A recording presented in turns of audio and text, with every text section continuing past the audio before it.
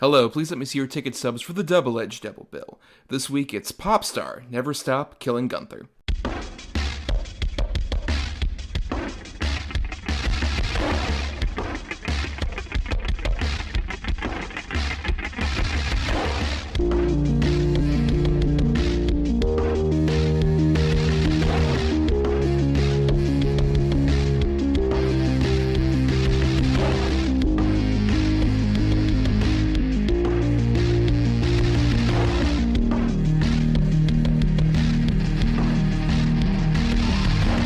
Each week, Adam Thomas and Thomas Mariani will come to the table to discuss the randomly selected yin and yang of a double feature. Then, both will have to pick a number between 1 and 10 in order to seal their fates for the next episode. One will have 2 good movies, the other 2 bad ones. Let the chaos begin. I am Thomas Mariani, and I'm just sitting here for this pleasant talking head interview where I'm sure nothing out of the ordinary will happen. And I am Adam Thomas, and I apologize for the bad choice. Well, we'll get into that here, because basically, if you're unaware of Double-Edged Double Bill, every week Adam and I pick 2 movies at the end of an episode for the next one, based on a random topic. We have a good and a bad choice. And so this week, our patrons over at patreon.com/GEDBpod chosen a poll for a comedy subgenre for us to do, and we ended up with mockumentaries, which mockumentary is interesting because we're definitely sticking to more of the comedic side of it, but it's a pretty fluid genre in terms of you can do like horror movies this way, sci-fi movies, whatever. It's a fun idea of just like a fake documentary within a universe could make for like an interesting storytelling device in the right hands. When you say the term mockumentary, I instantly think of comedy. But yeah, I'd say there's probably even more in the horror genre than even in comedy. But yeah, it's always a fun thing, especially when it's done right, because, you know, just the ability to sort of suspend disbelief and think that maybe this is a real thing that's happening somewhere, it just adds so much more to it. Yeah, I think most people think of it more on the comedic side just because of stuff like the Christopher Guest movies. Even, I was like, this is Spinal Tap, kind of like solidified what a mockumentary was, even though there were earlier examples. That's kind of like what most people think of when they hear the idea of like, oh, it's like a fake documentary. It's Spinal Tap, or the later ones like Best in Show and stuff like that, which admittingly, those movies work so geniusly because they improvise all that shit, so it feels natural, despite how fucking silly and ridiculous they can be. Oh yeah, absolutely. I'd say most of them are good. There's 2 that are, but most of them are pretty good. But today, we are talking about a good and a bad one here that we picked, like I said, at the end of our last episode. Your bad pick was Killing Gunther. We'll talk about that one first. And then we'll talk about my good pick, which was Popstar, Never Stop, Never Stopping. Let's just go ahead and jump into it then with Killing Gunther. Gunther may be the most feared hitman working in the industry today. If you want to be king, you have to kill the king. Everyone knows who he is. Gunther. Gunther's. Where is Gunther? I'm right here. Guess who? He's the greatest hitman ever. Bullseye. I will be the guy who killed Gunther. I put together an unstoppable team.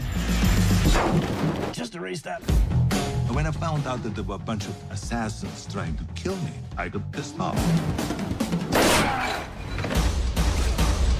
Been a bit of a rocky start. They're gonna get terminated, that I can tell you. Go ahead, kill me!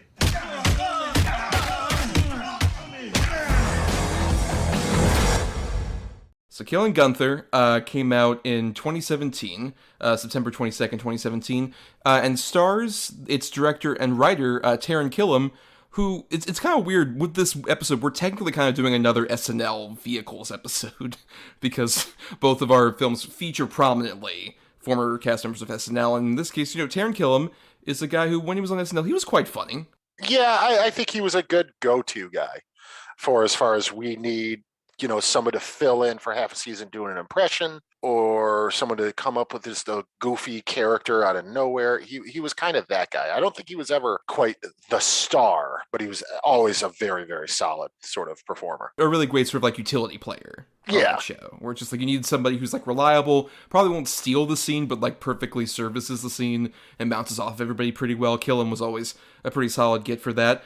And that clearly kind of shows with this movie, where he's sort of the big creative person and the star, that he can't quite take the reins, I guess, as it were, especially for like a feature film. Would you say, Adam? Yeah, I'd say that's a very, very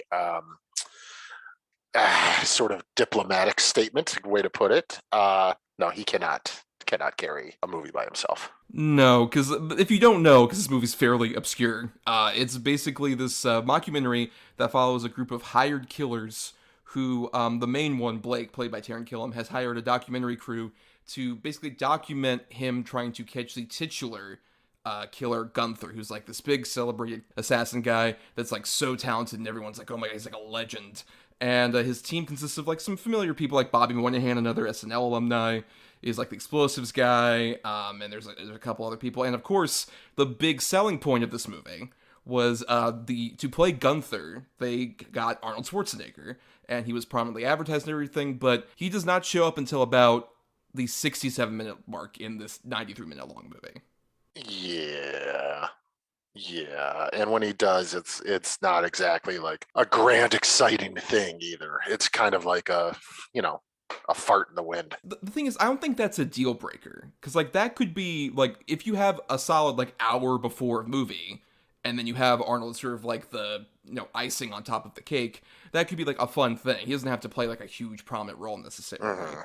But I think in execution, even though I agree it's not the best Arnold comedy material, it's a real breath of fresh air considering the first like 66 minutes of this movie are pretty much devoid of laughs. It is like dire. What? You weren't laughing the whole time? I was in stitches so much. So I couldn't stop it. Aaron, you poisoned himself. It's terrible. It's a terrible film. It's not even shot well. It's so choppily edited, which I understand it's supposed to be like a POV documentary style and all. It's clearly like a low budget doesn't necessarily mean you can't be funny. Obviously, no, of course low budget not. Comedies, yeah. Of course not. It's just this one. It reaches to be bigger than what it is with a half-cocked idea. Yeah, like I think that's the thing is Killam was also like obviously like a lot of SNL people. He wrote on SNL, and I think this feels so much like a sketch stretched out to like 93 minutes. Oh yeah, 100%. And even like individual scenes feel like sketches that would be cut at dress for SNL. Just like, and they run so long because like obviously you can make like a joke that goes on for a bit too long funny, but it feels like every single one of those jokes like make up this movie pretty much. Because like there's so many sequences where they just really hold on like, oh, we're gonna really milk this for all the comedic potential there is, and when there isn't any, it's so bare bones dry of any laughs. It's just like it's awkward to even watch because you can tell like obviously like Killam's very talented. Bobby Moynihan's a very funny guy. Yeah, he's hilarious. They're performers who can perform really well comedically when they have like a guiding hand to help them either as a writer or a director. When those guys are piloting that ship, it doesn't work like at all. It really, it's just like, oh, but we can just really emphasize on our comedic talents. We know how we are. We can know, and instead of like actually emphasizing on each other's talents, it's more of just like, oh, let me indulge way more than I should. Yeah, I think that's fair. Killiam and everybody else was given a very long leash to kind of, maybe see what they could do, but it's just like you said, and that's a very good way to put it. It feels like it's every joke beat to death. It feels like it's Jay Leno's monologue over and over and over and over. We've said it before. We'll probably say it again. One of the hardest things to sit through is an unfunny comedy. And this is definitely that. But part of the problem really with it is that there is a potential here for something funny. There could be some funny bits to this. It is kind of a funny story. Could be a funny story. While not wholly original, still, there could be some jokes in it. Like you said, the idea of having Arnold in it is kind of funny too. It's populated by pretty good performers. It's just so sloppy. Like, I don't know if they were too beholden to like a lackluster script, or they were just kind of let improv with some real strong parameters on them. Like it feels like everybody's trying to go for it, but they're getting pulled back at the last minute too. The strong parameters thing I slightly disagree with. I think what this feels more like is that improv thing, but also they had no parameters. Taran Killam was just like, let's have fun, everybody. It feels like a great example of a movie where everybody probably had fun making it, but it does not translate to the screen like whatsoever. I think like, and I agree. There's plenty of like fun ideas. Like you mentioned Aaron Yo's character, who is this guy who like the whole twist is like, oh, everyone else is like good at either like guns or explosives. His whole thing is poisons. Like, in theory, that's a fun thing to, like, add as, like, an additional element where it's like, oh, can this guy be useful at all as a poison expert or whatever? And the problem is just that, like, I don't think Aronio's, like, untalented. He's not, like, people might know him as, like, he was the comedic relief in the Friday the 13th remake, and I thought he was quite fun as a Chewie. Yeah, me too. Yeah, for sure. Right. But I just think in this context, they just kind of came up with the idea of the character, like, okay, he's a poison expert, and he's flamboyant, he has, like, this elaborate costume. It's like, oh, great, and, like, what else is there to that guy? Did we mention that he's a poison expert? Like, it's one joke, and they don't really add much to it. No, they pretty much beat the joke to death. Again, could be funny. A funny idea. There could be a good confrontation where they all got guns out and they're fighting a guy and he's got poison, and they do that, but they do it 20 times. It takes the wind out of the sails on everything it's trying to do pretty instantly in this movie. Yeah, and it's one of those comedies where, especially when you're not laughing at a comedy, you start doing something you shouldn't be doing, which is starting to question things. Like, the mockumentary element of it feels so much like they didn't originally plan it. Like, I would not be surprised if this was written originally as, like, a straightforward movie, and then because they got Arnold, and most of the budget obviously went to getting Arnold, they had to have a cheaper substitute way, so they had the mockumentary angle of it.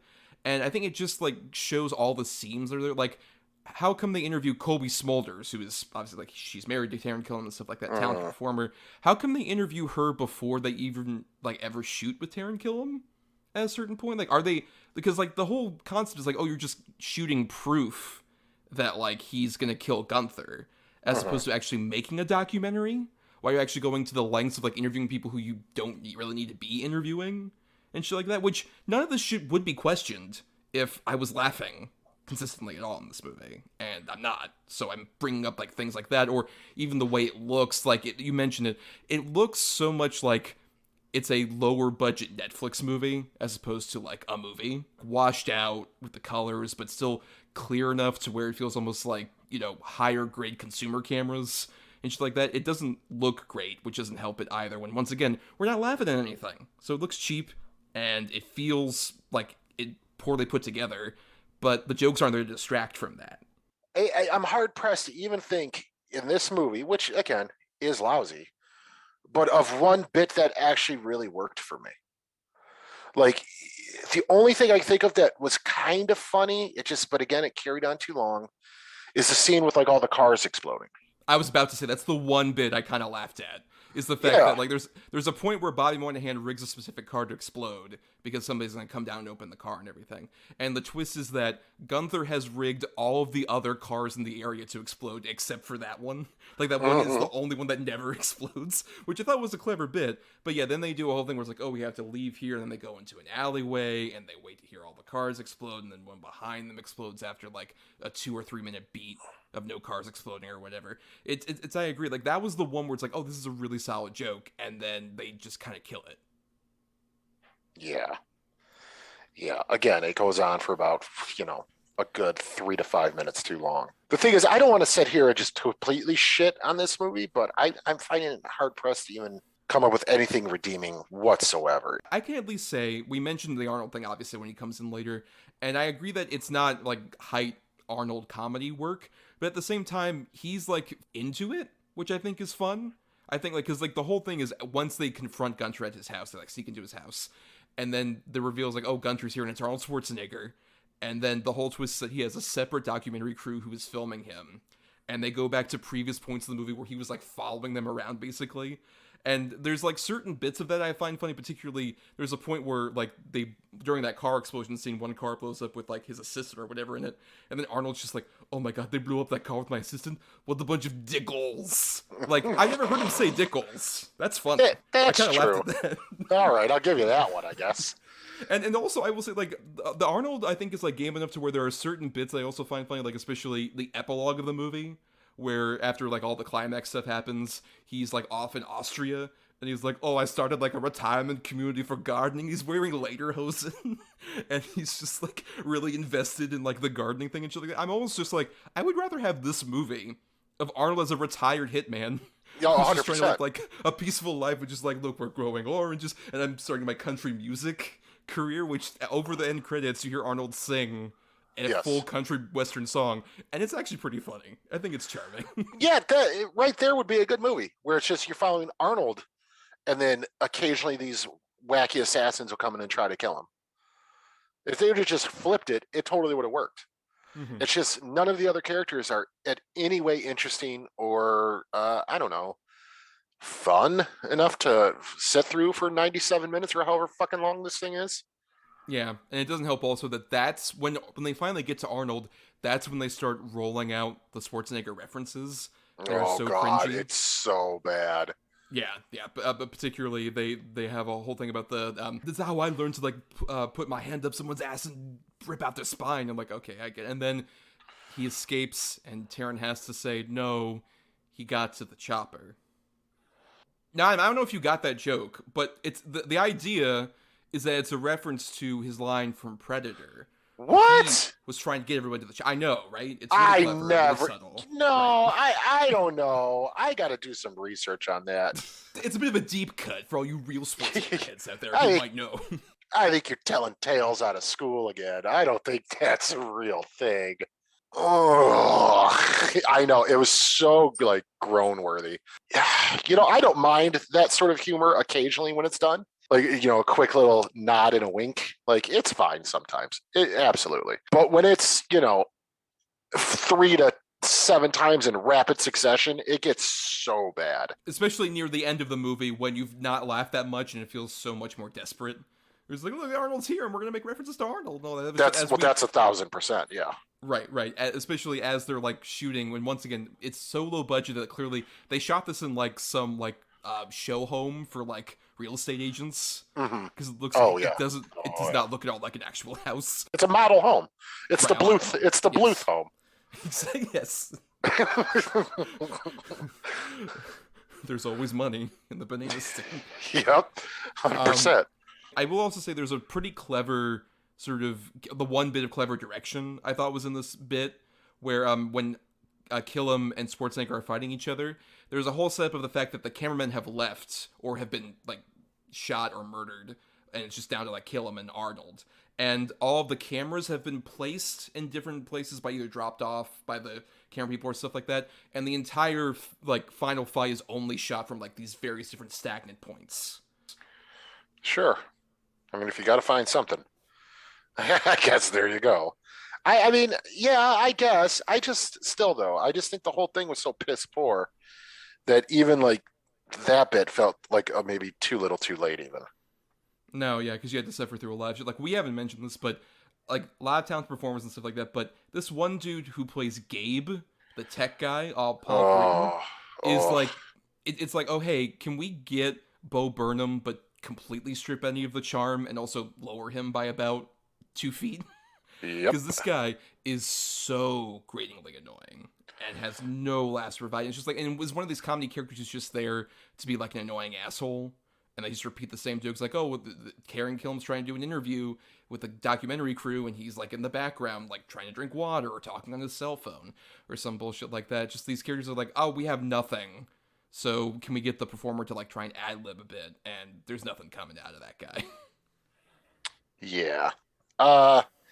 Again, so what you're saying is you didn't think anything in this movie worked for the most part. Yeah, and even the stuff I thought worked is more of, like, a Stockholm Syndrome, like, well, I've been not laughing for so long. I gotta find something. Right. Oh, hey, yeah, there you go. Oh, shit, there's 3 Arnold references. But Arnold's got, like, a funny haircut this time. He's way later hosing. Oh, boy. Yeah, no, it's this is just a piss poor movie. Like I said, you know, when tasked with coming up with a bad mockumentary, there are several other ones I could have chosen, of course. But I saw this maybe a year or 2 ago for the first time. This is only the second time I've watched it, and I'll tell you right now, there will not be a third. And it just stuck with me because I remember thinking, oh, poor Taran Killam. You left or got fired or a combination of both from SNL to make this movie. And ouch. Yeah, the trouble is you want to feel that pity, but then Kobe Smulders is in the movie. And you're like, he isn't having that bad. No, he's doing all right. Right. Yeah, he's all right. He's totally fine. Yeah. But yeah, I mean, and I think it's so principal too for like the mockumentary thing, because like I said, the mockumentary element is so secondary to this movie. It feels like it's a necessary budgetary problem. I think that's like, the case. Yeah. Right. Yeah. Where like there's certain things, like there's a whole gag we do where like they're being attacked while they're trying to have a meeting early on. The camera crew, like, it stops filming when like a fucking rocket launcher just suddenly comes like spurting through, and Taran Killam's like, why did you stop filming? Why would you ever stop filming? It's like, oh, because of a budgetary thing. You couldn't show that explosion. Like, it's meant to be like a fun gag of like, oh no, they stopped filming and missed this big event. And that's key because there's a way better example of that in the other movie we're going to be talking about. It's like the best gag of that fucking movie. One of the best. Yeah, absolutely. One of the best ones. Yes. But that's an example where it's just like, oh, that's not actually that funny a gag. It's just clearly like, we couldn't afford this. So we're going to mask that with an attempted joke. But the problem is the joke is not at all funny. Well, yeah, the joke doesn't land because you know exactly why it was done. You know what I'm saying? Like, if it was handled better or done better, then it could be a funny reoccurring joke. But it's so obvious that it's done for the budgetary constrictions, which again, fine. I have no problem with low budget comedy, low budget movies. You know, people doing what they can with what they got. That's fine. But this one just tries in such a weird way to mask it that I think this movie would have maybe had a little bit more going for it if they leaned into the fact that it's such a low budget instead of trying to really be bigger than they could really handle. Yeah, their reach far exceeds their grasp. Yeah, that's a better way of saying it than what I said. Yes. No, movie not work good. No grab ad. That's why I edit out everybody. Adam mostly does that throughout the show. I just edit that part. Those parts. Yeah, he's got a thing of me saying each word of the dictionary that he just chopped together sentences. You think like, oh, is it some kind of like weird Zoom issue? No. It's just I have to edit together, like splice. I'm that good an editor. I can get that done. Yes. And that quick in order to build a full hour episode where you have to create this whole other persona. Even this whole explanation explaining it. It's masterful. Yes, brilliant. A Webby, please. Yeah. But by the way, if we told you about Raid Shadow Legends, if you join today and use your name, you get 500 free crystals and access to exclusive champion Balzac the Berserker. Not sponsored by Raid Shadow Legends, but once again, Raid. Raid Shadow Legends will take it. Please. Hell, I'll be sponsored by Hims at this point. I don't give a shit. Look, I mean, if you're having thinning hair, Hims is the best source. I thought Hims was boner pills. I don't know. Maybe they're both at this point. I don't know. They sponsor enough podcasts. They're expanding their reach. Sure. But you know what? We're clearly running out of things to say about Killing Gunther. So, any final thoughts, Adam? It's garbage. It's not funny. It's just a waste of time. This movie's a waste of your time. 90 minutes or not, you're never going to get it back. Just, you know, if you are one of those I don't know if we have anybody that does this, but that watches every movie we do, I apologize. Well, yeah, I would agree that I think it's a waste of your time. There's some, like, brief oases of fun bits. Like, I'm sure that fucking Arnold singing the Western song is on YouTube somewhere. Listen to that. That's the funniest. That's the most I laughed, honestly, this whole entire movie. It's during the end credits where he sings the full fucking country Western song. That's a pretty fun bit. But, and Arnold's kind of game, and everyone's honestly kind of game, but it's just a problem of, like, when you have, like, fun comedic personas who don't really have any guidance to, like, how they can, like, structure that around, like, a full movie, it really shows. Like, the thing is, we mentioned those Christopher Guest comedies. Those movies are barely 90 minutes long. Like, most of them hit credits by, like, the 85-minute mark. He knows, like, oh, let's get this through and fast and done. As opposed to this movie, like, every joke stretches out. Even at 93 minutes, it feels interminable at certain points. And it's no affront to, like, Killam or Bobby Moynihan, Kobe Spolder. There's a lot of talented people in this movie. It's just really devoid of laughs. And like you mentioned, that's the worst kind of movie to sit through. It's a comedy that's trying to make you laugh, and you can't even make fun of a bad comedy. But we have a much funnier movie to talk about as our good feature, a Popstar, Never Stop, Never Stopping.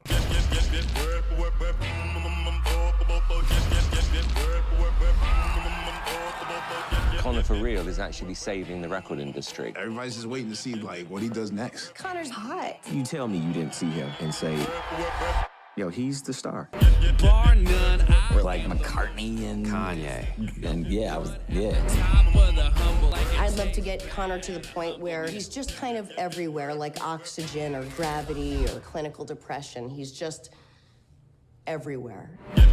I make sure all the instruments are tip-top. No one really plays guitar, but we got him here in case he wants one. Deborah's a genius. It's pronounced Deborah. What's the origin of that? I believe Deborah? It's not a competition, but I'm winning. You won't hear me admit it because I'm so. You know, it takes a village to make me look dope.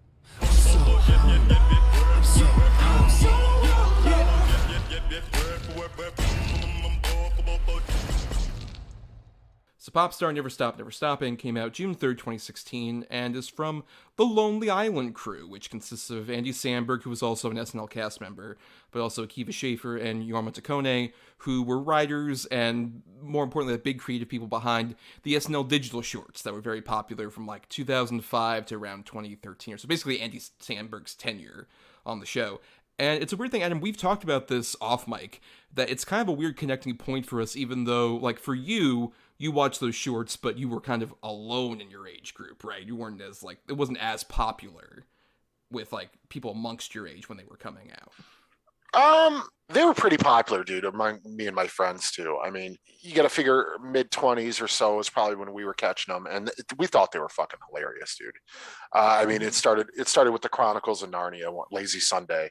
Of course. And then just on and on and on. I mean, by the time it got to, like, Jack Sparrow, Michael Bolton, I was starting to feel fatigue from it. They were still funny, but yeah, no, I always had a soft spot for them. I liked them quite a bit. Well, I guess that perspective comes from me being a bit younger, like, as opposed to, like, oh, these are really funny, we like watching them.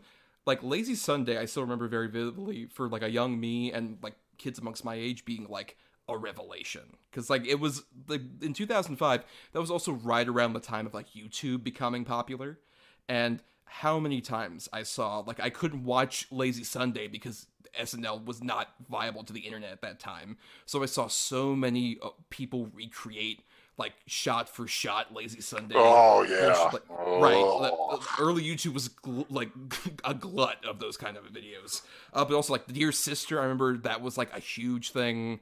Like, I think it's because, like, that cast was sort of, like, my SNL cast, and, like, these digital shorts in particular were, like, oh, they spoke directly to us. And I actually rewatched, like, a bunch of them right before, like, doing research for the show. And obviously some of them don't hold up nearly as well as others, but when they fucking still hit, they hit so hard. Like, what would you say is your favorite? Space Olympics. Space Olympics is great. Underrated. It's so good.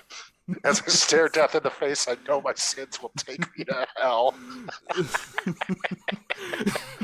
Oh, man, too good. Yeah, probably Space Olympics, man. Dear Sister is funny, too. I always liked Mother Lover as well. Right, of course, Dick in a Box, stuff like that. Those are, like, the big hits. My favorite is another sort of, like, I guess, like, a B-tier one, but I think one that deserves a lot more love, is Great Day. Oh, that's a good one. Yep. I love the escalation of that sketch so much. And obviously those guys, like, around that time would also start branching off into movies like Hot Rod, which was not popular in theaters, but was a huge, like, home video hit. That was, like, one of the big DVDs. It's so good. Still very funny, yes. Really love that movie. And then Popstar Never Stop, Never Stopping is sort of their most recent attempt at, like, kind of a vehicle like that. And I would argue even more than Hot Rod, it feels like a huge successor to, like, those digital shorts. Because it feels so much more in keeping with those than even Hot Rod is. Yeah, 100%. Connor, for real, is just a digital short character. Mm-hmm. Just blown up into a full feature movie. 1,000%. It's a digital short.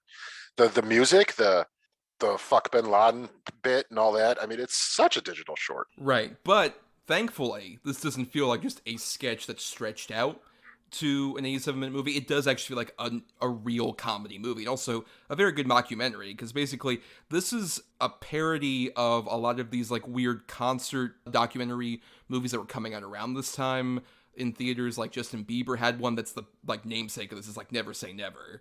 There was that one, or the Jonas Brothers one, or the Katy Perry one. Yep, Katy Perry. Yeah. Right, yes. They were kind of like, oh, let's give you an insight into me touring and my life, but also me on stage. And I think the genius of, like, a lot of those digital shorts and this movie is that the production is so good and close to those that when the comedic elements come in, it's just so much funnier that they're saying all this stupid shit, but all this huge production is going into it. It's ridiculous. No, I mean, the thing is, yeah, this is obviously a parody and stuff, but it's not that far from the truth either. Just the fucking ego on these pop stars where they think they are so fucking rad and important. And like just the production value behind, like Justin Bieber singing Baby and there's pyro going off and people had like a fucking El Camino on stage and shit. Like, what the fuck is happening here? The Katy Perry one also is like some of the most. That's one of the worst ones. Yeah, I mean it's very elaborate in terms of like the concerts that happen, which just have like the ridiculous bright colors and all this other stuff. The concert scenes in this movie do such a great job. Like, I love the layout of the stage and everything to like have these giant big graphics show up, and it's for stupid shit like the "Fuck Bin Laden" song and shit like that. It's so fucking, or him making a whole tribute to how much the Mona Lisa sucks. That Mona Lisa song is so fucking good. It's like, so good. You're an overrated piece of shit. Or even like when they get to like the music videos, like my favorite example of that brilliant satire is the Equal Rights song. Oh, it's so where good. Yeah, right, where he's singing a song about just like, why can't we have equal rights for everybody to get, for gay people to be married, but also I'm not gay. Like, he keeps mentioning shit just like, equal rights, chicken wings, equal rights, predator. Yeah. And I love it, this shows Ringo. I don't know what he's preaching about. It is legal to get gay married. Like, it's been legal for a long time. I don't know what his stance is. Another great thing is they have plenty of testimonials from people, actual celebrities in the music industry, talking about Connor for real as if he's a masterful performer. And it's so fucking funny. Like the Style Boys were so influential to Nas. The running gag of Usher being like, I really wanted to do the donkey roll with them. Well, Nas. Nas is beautiful because he's just like so sincere. Questlove, all these fucking guys. It's great. It's so good. And then it's just, and just how well they do it with Connor, where he's just such an oversharing fucking egomaniac. Like, yo, just jacked it, feeling pretty chill right now. And he's so out of touch with everything. He's got so many yes men behind him. That's another great bit of this, his crew, where they just, anything he does, they're like, oh, that's great. He literally feeds them shit. My favorite, of course, being one of the most reliable people to ever be on SNL and other things, Tim Meadows. Oh, I love Tim Meadows. So fucking funny. Who was part of Tony? I wanted to put a question mark because I felt like it was a bit of different, and then everyone questioned it, so I just didn't. I left the. But I mean, just the point with Andy Samberg, Connor's character, that it's just how much these people with money, these pop stars with money, how much they can just kind of skirt the line or get away with. Like, he's like, yeah, I wrote a song about being in Spain, and with Spain, you got to say everything with a Spain, with a lisp, and he writes a whole song like that, and like. Nobody would stop this guy. Like, you can't do that, man. That's not right. And chances are, nah. Like, even the Equal Rights song is a great example of that, where he even points out later, just like, oh man, that Equal Rights song was offensive, listen, and shit like that. Like, I like also the fact that, like, despite the fact that early on you can tell that, like, oh, Connor's such a piece of shit, they do build an actual arc for him over the course of this movie. Oh yeah, it doesn't feel like it's just a gag. There's plenty of, like, gags along the way, and they build jokes through the humor. But I love, like, stuff like when Chris Redd comes in, which this is my first time I ever saw Chris Redd. And that was this is probably my favorite Chris Redd, period, still to this day. Well, I think the trouble is, like, he later would go on to SNL, and he's one of many people currently on SNL where it's just like, you are stranded without funny bits to do. That's my biggest thing. Like, him and Kyle Mooney, a lot of other people on that show. I'm just like, oh man, because I can tell they're so good and stuff like here. Redd is so fucking funny every time. He's, like, basically playing a parody of, like, Tyler, the Creator. And it's such a funny, like, play on that guy, which just, his songs are, like, so confrontational and angry, and he tries to play, like, oh, I'm totally, like, a big fan of Connor, but stuff like, when they have the whole mishap happen with the costume change, and Connor is, like, naked on stage, then later on, they talk to Chris Redd about just, like, I can't believe, does anyone know how that happened? Just like, maybe I did it, no, or did I? No, or did I? That's an example of a joke that goes on for a while, but it keeps getting fucking funnier because of how good Redd is as a comedic performer. Oh yeah, absolutely. He's great in this, and he's got where they're doing prank wars on each other and shit all the time, and they're just maniacs. His main song, I'm not gonna repeat any of it because it's got some pretty big slurs in it, but it's so uberly confrontational and just mad and angry. But yeah, that running bit is one of my favorite in the whole movie. That might be my favorite gag. No, I didn't do that. Maybe I did. No. Yeah, I did. Hell, I did. I did it. I don't fucking know. It's so good. But yeah, they do give Connor a good arc where, you know, he's sort of, his ego and all this stuff gets the better of him, and he's not performing well. The whole bit with the fridge is great. It's like kind of a parody on the sort of U2 thing where they threw their shit on your phones and you didn't even want it. Mm-hmm. But it's so good, and you know, where he sort of just goes downhill and has his sort of reconciliation moment with Yorma character with that fucking makeup that he's wearing. You know, it's so good. But yeah, no, there's a lot of just really heartfelt bits to this too. Like that's what makes the movie work so well. Like, yeah, it's funny. It's a total parody and it's ridiculous and silly. But like you near the end actually kind of want these guys to get back together. Right, because the big thing is that the three main guys from Lonely Island play these people who used to be part of like the Style Boys, which was like Beastie Boys parody of sorts that like used to be like, oh, we were like young rappers, and then Connor became really successful off the catchphrase verse, which I also love too. Oh, it's so good. Diggity doink! Dilbert. And I love the fact that, Yorma is one of the other guys from the Style Boys who has become just his DJ, who's just like, oh yeah, I just play songs off an iPod, but I have a lot of like songs on here and also audiobooks. He has like Harry Potter on the fucking iPod. Mm-hmm. But then Akiva plays the other guy who is like completely distant from the music industry and is off on a farm. And I love anytime they cut to him and how just stone cold, like, no, man, I was a serious musician, and I totally had everything. And they cut to, like, his actual songs, like, the solo song he did about just, like, all the stuff in my Jeep. Yep. Yep. And I love his wood carvings. Yes. That they're just terrible. He is not good at it at all. This one is oppressive government for obvious reasons. Yeah, for obvious reasons. And one of my favorite parts is, like, he's like, man, is that... and I forget his character's name. And Yorma's like, yeah, he just wants to talk to you. And it shows him sitting at the limo. And he's just blankly staring straight ahead at nothing for like a good solid 20 seconds. It's so fucking funny, dude. Oh, dude, we got to talk about Justin Timberlake as the chef. Yes. Where he's so happy about his carrots that he could prepare carrots in 5 different ways. It shows Connor eat a carrot. He's outside the door through the little window, like crying and smiling. He's so happy. It's ridiculous. That was me in the fish costume and shit like that. Yeah, yeah, it's so stupid. And what I like too is that like that is playing into when Timberlake actually does work as an actor. It's totally when he's like, despite obviously being Justin Timberlake, one of the biggest pop stars ever, he is so good at playing like a total lack of security in who he is. And it's so perfect, like when he's trying to like sing while he's cutting up things, everyone's like, "Yo, shut the fuck up! We're trying to watch TV." I know, the one guy in the room with genuine talent. They're cussing him out, telling him to shut up. And the one guy, I love his sort of, like I said, I love his crew. You know, the kid with the long blonde hair. I can't think of his name, but he's from the In-Betweeners, and he is so fucking funny in this to me. You know, where it's just everything, like Connor shooting the basketball. Oh, you got it, man. Yeah. You know, he's just such a yes man. And it works so well. Or when they meet up with Chris Redd's character and he's doing the whole thing where like Chris Redd's laughing, they're all trying to like match his laugh and they're totally terrified. Yes. It's so good.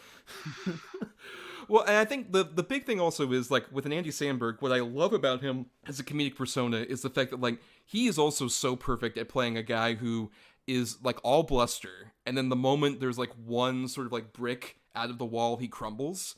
Like, when he's reading the reviews about the second album that are, like, terrible, and he's just like, well, out of 5 stars, they gave it a shit emoji. That might be some kind of mistake. No, I'm reading the review, and that pretty much matches what they're displaying.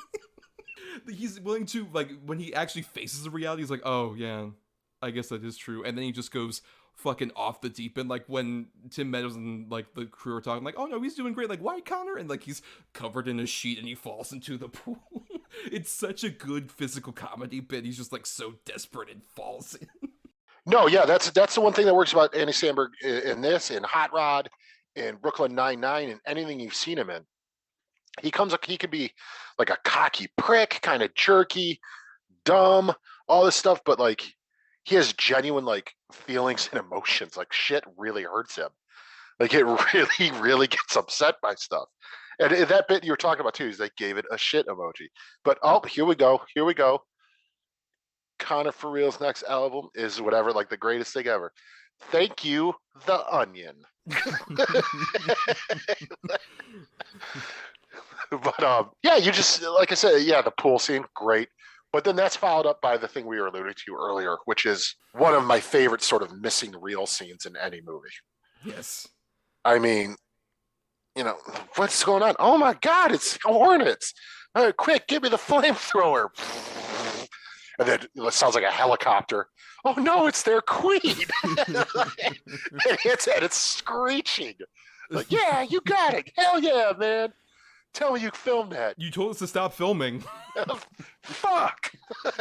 It's directed by Akiva and Jorma, and I think they do such a great job of, once again, recreating that style for like one of these documentaries, or also knowing when to do like fun subversions on them, like that element, or the interviews where you do have people like, my favorite is ASAP Rocky talking about, like, man, you gotta diversify again. That's why I have ASAP Crunchables, and they have the ASAP Crunchables promo pop up and shit like that. Like, it looks so glossy, like it is one of these movies, and then when you have like the over elaborate thing, like the hologram of Adam Levine in the middle of the "I'm So Humble" song, like humping the other Adam Levine, like, hologram, like they do so much with like, wow, this feels like it's authentic in a way that's just like so fucking ridiculous when the stupid comedic bit comes up into it. It's the perfect kind of comedy where like they know what they're parodying and they have an affection for it. At the same time, they know when to just include something so fucking ridiculous. Right, like Yorma's fucking Transformer light helmet. It's like Optimus Prime's dick. Yeah. And then he catches back up with Jorma, and he's playing at that club, and he's like, his beats are really good. People are into it. But then when he starts singing, it's just terrible. It's so good. What would you say is your favorite of the songs? Oh man, I do like Bin Laden quite a bit. But I think it's the Mona Lisa song, because it's just out of nowhere it comes up, and you're like, wait a minute, what is he singing about? Mona Lisa's an overrated piece of shit. He's got a whole song about this? And he has a verse dedicated to dumping on the pyramids and then saying, Mona Lisa, you're worse than the pyramids. Yeah, it's so fucking funny. That's great, but I would genuinely say it's I'm So Humble, which is another great example of like this song that like kind of opens up the movie, basically. And the great thing about that song is it is produced like an actual genuinely good pop song with the beat and everything. Most of these are.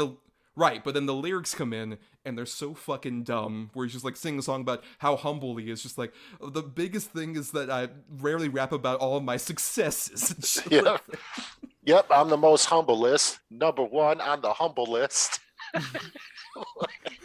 And a perfect cut to Mariah Carey. Yes. That song really spoke to me because I'm the most humble person I could think of. Yep. She's very funny in that bit, and also the bit where she's presenting the award with Chris Redd, and she leaves after he tries to like promote something. And he's like, "Get the hell out of here, Mariah Carey!" Oh shit, she's back, and she like comes walking in. Yep, he's scared of her.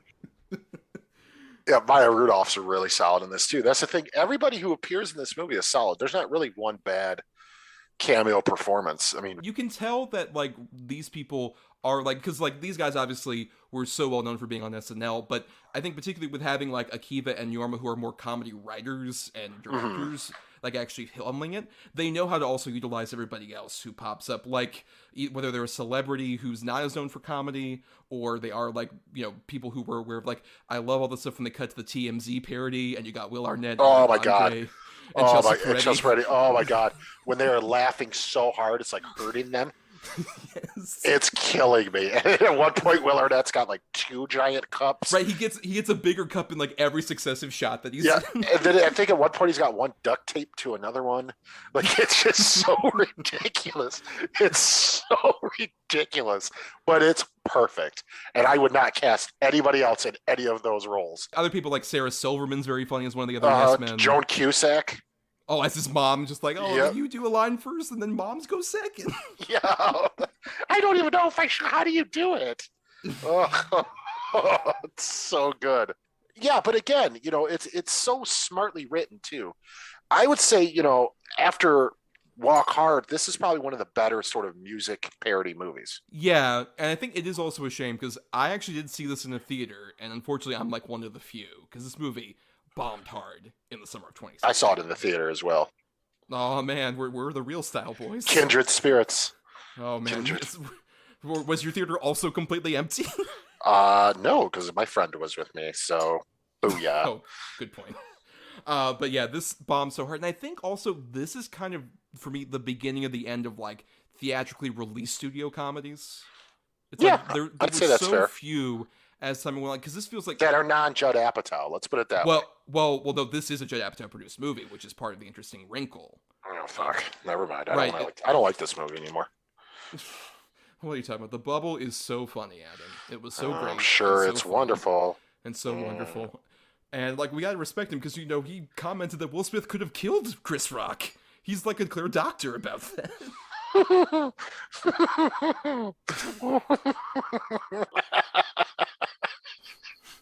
What a preposterous statement. Yeah, it really is. It's almost as if that means an out-of-touch celebrity who doesn't know how to be funny anymore. It's weird. But it's what's so fascinating is that, like, this movie bombing, it kind of feels like, because when I was younger, the Apatow craze was like in full swing. Like, I remember, like, oh my god, like Knocked Up, 40-Year-Old Virgin, those movies would hit so hard in the summer. And then by this point, it feels like it's the start of like, okay, we can't really sell those because people are like, oh, I'll just watch it on like Netflix or whatever when it comes out later, like a couple months. Like, it feels like because these guys even migrated to streaming after this, with stuff like there was the Netflix Michael Bolton Valentine's Day special, which is very funny. Very solid. Yep. Very, very funny. Or the two sports documentary parodies they did on HBO Max. Very solid as well, both of them. Right, yeah. But yeah, especially Tour de Pharmacy. Oh, so good. Fucking good. So good. And I think do you think that there's like much of a space for big studio comedies anymore at this point? Or do you think it really has gone the way of just like, oh, just be on streaming, doesn't feel as like cinematic? I mean, I'm sure there will be. I just don't know that right now is the time for it. I mean, you'd think it'd be the perfect time for it. You think it'd be the perfect time to get people in the theater and just have them laugh their ass off at something and really have, a good time and forget about shit. But it just doesn't seem to be, kind of what people want right now. You got to figure too, comedy is such it's a subjective and it's sort of a tricky sort of genre to put out there because it's, you got to be careful, especially nowadays. It's just, well, right, especially when like in the whole streaming generation element of it has kind of spoiled us to where if you're not laughing in the first 5 minutes, you can just duck out of it, turn it off, something right. else, right? Or if you get offended, shut it off, right? Anything like, as opposed to going out to a theater and spending your time like watching a big comedy. It's like, oh, I'll only do that if it's part of like some kind of vague franchise I recognize. Like, we're talking about this is post a Ghostbusters movie coming out that was not really a comedy at all. Like, even our comedy big franchises are migrating away from comedy. Yeah, Ghostbusters isn't funny. No, it's all about remember being like Ghostbusters, how cool they were. You remember that, Adam? Yeah. Oh yeah, because that's yeah. They weren't blue collar workers somehow. They're icons who we have to like religiously worship. Mm-hmm. That's what they are. are. Right. Yes, exactly. But let's get back to Popstar Never Stop, Never Stopping. Adam, what about your final thoughts on Popstar Never Stop, Never Stopping? Like I said, I think it's just an insanely funny movie. I think there's a lot of heart to it. There's a lot of catchy songs. It's well acted, well written, well performed, super funny, totally in on the joke of what it's doing, and yet playing it in such a sincere way that makes it even funnier. Even the parts that are just pure lunacy, they're treating it seriously for the most part. I just think it's a really, really solid sort of spoof documentary style comedy. I think it's one of the better ones out there, at least modern ones. Yeah, it's definitely one of especially the better sort of like big studio produced ones, because usually a mockumentary can thrive on when it's like kind of scrappy, but this movie works so perfectly because it's like this big overproduced, like overblown looking movie that has like all these like silly comedic things in there to like cut down whatever like glitz or glamour they have, which is unfortunately something that like based on studio comedies not being as big a thing, we probably would get less of as time has gone on since this movie, but this feels like such a perfect example of how to do a great mockumentary, a great spoof and all that, but also have a solid, like, character-driven story built around it that still doesn't get in the way of jokes. If anything, the jokes help kind of develop the characters as it goes along. And yeah, it's definitely a great example of, like, the Lonely Island crew in particular, just doing their thing and doing it so spectacularly well. But it's time for our weekly segment, The Double Redo. Double redo. Double redo. Double redo. Double redo. Double redo. Double redo. That works. So the Double Redo is a weekly segment where Adam and I basically bring recommendations where we talk about, movies we would want you all to watch and ones we wouldn't. And it's important to note, we've been doing this segment for almost a year at this point, Adam. And we're going to be announcing here that we're going to have a bit of a change to it. Because in the past, each of us has come to the table with 2 good movies and 2 bad movies to talk about. And we realized after a certain point, like certain episodes, you can probably tell if you listen, there are certain times where we only really have one good or one bad choice we have much to say about. And the segments would kind of run long and some of this other stuff. So we're going to change it to where from now on, Adam and I and whatever guests will only bring one good and one bad movie to the table. So we're cutting the segment a bit more in half, but, to optimize it. Yeah. Makes it easier for us, and that's really the whole point. We don't really give a shit what you guys think. Yeah, I don't really give a fuck. Thank you for downloading, and thank you, patrons, for contributing money and helping us. But now, Adam, go ahead with this new version of the Double Redo established. What are your recommendations? Alrighty. So for good, I have a movie I'm sure we've talked about on the show here and there. I don't think we've ever actually covered it. But it is one of my favorite sort of mockumentary spoofs, maybe ever. And it is the Taika Waititi What We Do in the Shadows. I think it is just absolutely a pitch perfect movie. I think I don't have any faults with it. It's a 5 out of 5, a 10 out of 10, whatever you want to call it. Infinitely quotable, hilarious. And it's kind of amazing that the show that followed it up is even as good, if not better in some aspects. It's just such a funny, perfect, sweet, cute movie. I can't recommend it enough. If you've only seen the show and never seen the movie, which I know is the case with a lot of people, check out the movie. And then for my bad, very briefly, I've only seen it once, and I remember hating it quite viscerally. I have the movie that this actor attempted to do as sort of his comeback, and it got some decent attention and pretty good cast and of comedians and all on that. And then, of course, is before I realized who his lineage was. But I have Pauly Shore Is Dead. It is just a really, really unfunny comedy movie. I think it's absolutely terrible. And then there's all these comedians talking about, where did Pauly go? Blah, blah. Well, I didn't realize at the time that Pauly Shore's mother was Mitzi Shore, who owned the Comedy Store. And so he had all these tie-ins with these people and all that stuff, which, again, if you have the opportunity to sort of use relationships you made and everything, that's fine. But when it comes off like a sort of ego masturbation of a film, it's offensive, it's in poor taste, and I just think it's garbage. Well, yeah, I have seen What We Do in the Shadows. I remember I saw What We Do in the Shadows at South by Southwest one of the years I went, and I can still very much remember finding it very funny at the time, and have only grown to really love it since it came out. But I remember leaving that movie with one of my friends, and my friend was just like, well, that was funny, but I don't think it's really going to go much of anywhere, which is such a funny thing. I will never stop thinking about, because that movie's become a cult classic, one of the few cult sort of streaming movies that came out, and then ended up resulting in, as you mentioned, the TV show, which is phenomenal. I love that TV show. And yeah, it seems like when I heard that was happening, I'm like, oh, this is probably gonna be a one season and done forgettable show. It's no, it's a very great show. But the movie does such a great job of establishing a lot of the template stuff, and it really launched Taika Waititi into doing some of the stuff he's done, for better and worse, depending on either your Hunt for the Wilder Peoples or your Free Guys. Either or, but still very talented guy. Glad that he's getting the work at least. And then I have not seen Pauly Shore Is Dead, Pauly Shore feels like somebody who was definitely like someone who was just like before my time to a degree, because all I really know Pauly Shore from is Encino Man and a Goofy movie. And that's literally it, pretty much. Like, well, that, and also as a punchline, basically. Those are the only things you need to know him from, to be fair. Oh, so you're saying I shouldn't see Biodome or Jury Duty? I'm 100% saying that, yes. Gotcha. Good. But I'll go ahead and talk about my choices here. I have two that I guess are a bit more obscure. Particularly one of these seems to be the earliest example of a mockumentary. For my good pick, I have Real Life, which is the first film directed by Albert Brooks.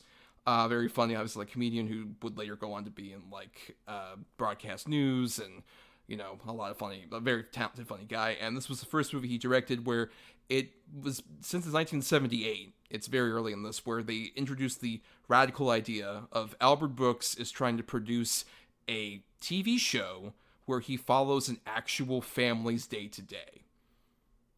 So he's actually got like cameras that are all throughout this family's home, and in this case it's literally like, because it's so early and they're like, oh, we don't have mobile cameras, they have like these weird helmets for cameramen to wear. So just like weird spacemen walking around to like film this family. And as Albert Brooks, who's playing himself, is like this producer who's trying to like get like to have fun, exciting things happen in the family, which consists of the father is played by Charles Grodin, and the mother is Frances Lee McCain, who you might know as the mother from Gremlins, amongst other things, and their kids. It's a really funny and very prescient movie, just about the idea of like, oh, who would be interested in the real lives of people and how they walk around every day? It just feels like it'd be so boring and have no kind of like value to it whatsoever. And then, of course, obviously, what happened over the next like 40-something years happened.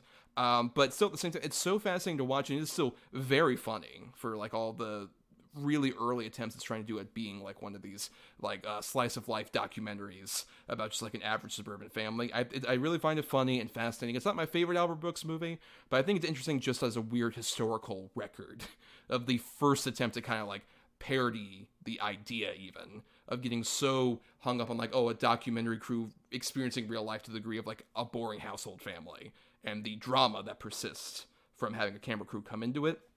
And then my bad is another sort of low budget one. It's one of the few directorial efforts from Mr. Mark Hamill, who is in the movie, and it's called Comic Book the Movie. And it's basically like, from what I remember, he plays like a washed up celebrity who is going around basically filming a bunch of other people who frequent Comic-Cons. So you got cameos from like Bruce Campbell shows up, Kevin Smith shows up. And it's very much a sort of like, we mentioned like the ego masturbatory thing. It's kind of like that, but for the convention set, which is to say, oh, it's really, there's not much for your ego to go on, basically. And it just feels like very thrown together and not very funny in a way that feels kind of just like an awkward sit. And it's only like the real charm you're supposed to, in theory, get out of this is like, oh, all of these like nerd famous people are in here and should be like a lot of fun. But it really isn't. It's just kind of like, oh, look, there's that guy. And he's doing a gag that is going on forever, basically. It feels very slapped together and just kind of like, once again, a self-congratulatory thing for like, look, we're all these people that go to conventions. Isn't that fun and crazy? It's like, not really. You just get like, you know, people to come up and like take pictures or sign autographs and you get money off it. There's not a lot of meat to that for a feature film. I've never seen Real Life. I've never even heard of it until you told me that was going to possibly be one of your picks, so I kind of looked it up. I didn't even know it exists, but I'm definitely interested in it.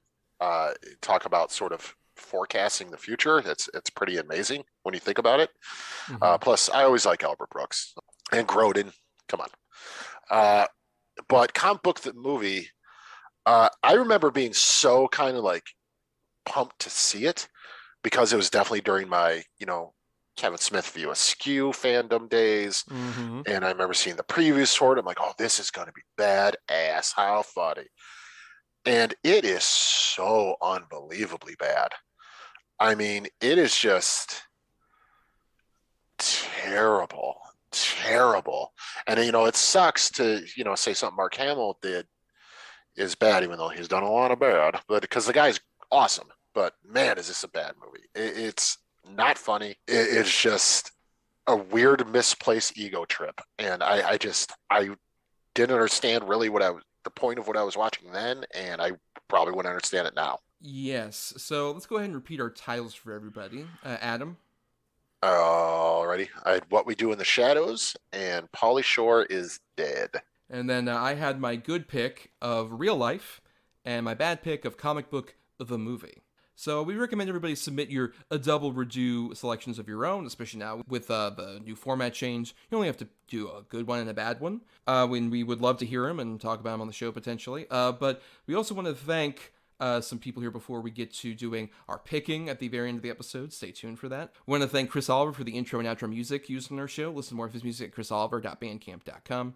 Thanks to Christian Thor Lally for our artwork. Follow him at Night of Water. That's Night with a K _of_water on Twitter to find his link tree and all his other great places for his artwork. And thanks, of course, to our loyal Patreon supporters, patreon.com/DEDBpod, where for just $1 a month, you get to do stuff like vote in polls to pick topics we covered, like mockumentaries. You all picked that, and we greatly appreciate you guiding the show to that degree. And also you get to listen to bonus podcasts. Like as of the week this episode's coming out, we should have two things that should be either have been released or soon to be released, where we'll have one, our monthly podcast episode where we do a random thing, in this case a media discussion, where we talk about the Alex Garland made miniseries Devs.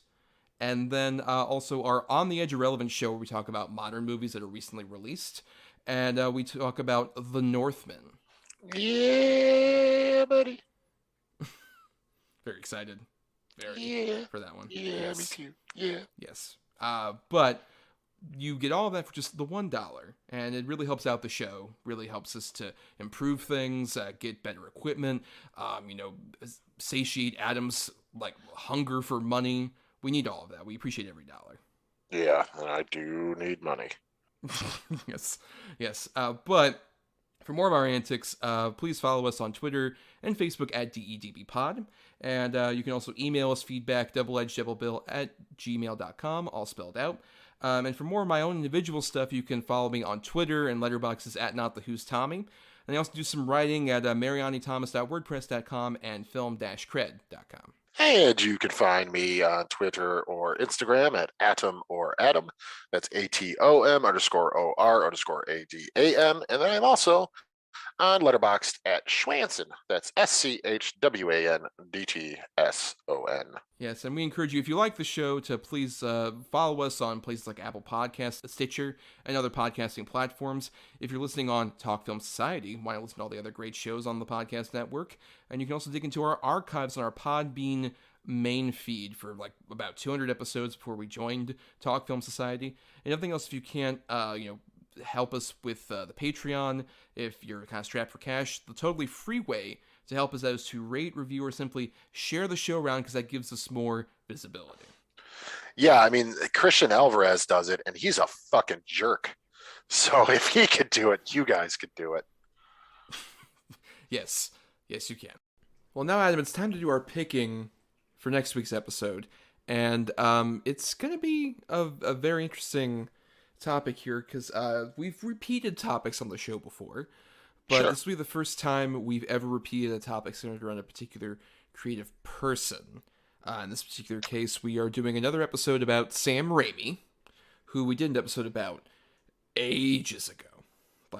That's during the first year of the show. And we decided to do it because obviously there's a new Sam Raimi movie coming out for the first time in about a decade. Doctor Strange and the Multiverse of Madness, which I want to be really excited for. I want to be so excited for, but I'm just worried he's going to be swallowed up in that Marvel machine. I don't know, man. We've talked about previously. We've both just kind of realized we lost that love and feeling we used to have. Yeah, and especially for someone as unique as Sam Raimi, I just hope it's not such a neutered version, but everything I'm seeing in the trailers and everything is telling me that's exactly what it is. Yeah. I want to be proven wrong. Yeah, oh God, please prove me wrong. Please. We'll see. Yeah. But we should say that we're at least give us an opportunity to cover Sam Raimi again, who is definitely one of those people where we won't probably do that, covering a creative person's career again in another episode for all of those people we've done before. But Raimi deserves it. Yeah, absolutely. I mean, he's such a huge, important director, and the guy did some of the most important movies to me as a child. So, I mean, Sam fucking Raimi, dude. Yeah, the Spider-Man movies in particular for me as well were like very big on my childhood. We should note also, by the way, that the ones we covered previously were Darkman and Drag Me to Hell. Were the two that we covered on that older episode. So those are off the table for this particular picking, because you have 2 good picks related to Mr. Sam Raimi since you had bad previously, and I have the same for 2 bad picks since I had good previously on the other Sam Raimi episodes. So your 2 good picks, my 2 bad picks. We've assigned numbers between 1 and 10 for both of those, and the other person will pick a number between 1 and 10 to get the good and the bad choice related to Mr. Raimi. So for your 2 good picks, Adam, I'm going to pick number 7. Already. At number 9, I have what I think is Sam Raimi's best non-genre film. It's an amazing film. You and I think, have even talked about it, but I have A Simple Plan. I was hoping for this. I am so happy. His most underrated film. I 100% agree. Great movie. Can't wait to talk about it. But what was your other choice? The one I had, The Gift. Oh, yeah. I have not seen that in so long. But yeah, I remember liking that movie. one. Solid movie. Well, Adam. Oh, fuck. For my 2... dude, if it's what I... Oh, fuck. All right. I'll go number 2. Okay. That's very close to number 3. And at number 3, I have a movie that is sort of like infamously bad in his career, but I've revisited it. I don't think it's nearly as bad as people give it credit for. I think it's flawed, especially considering the other 2 very good films in this trilogy. I have Spider-Man 3. Okay. It's not what I thought it was going to be, so, all right. Take it. So I assume what you were thinking of was over a number that had Oz the Great and Powerful. Yeah, 100%. Yeah. Yeah.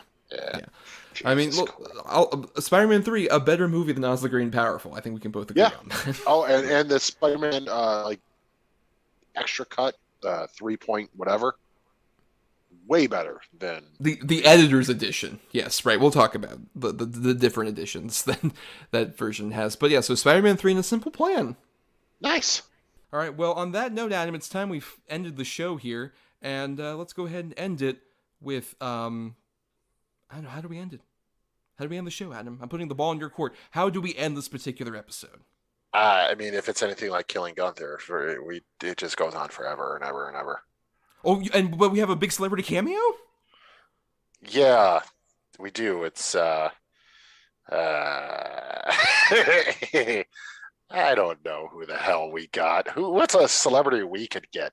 Hey, everybody, it's Zach Galligan. Oh my God, Zach Galligan, he's here. I can't believe it. Oh no, Zach, watch out for the wolves!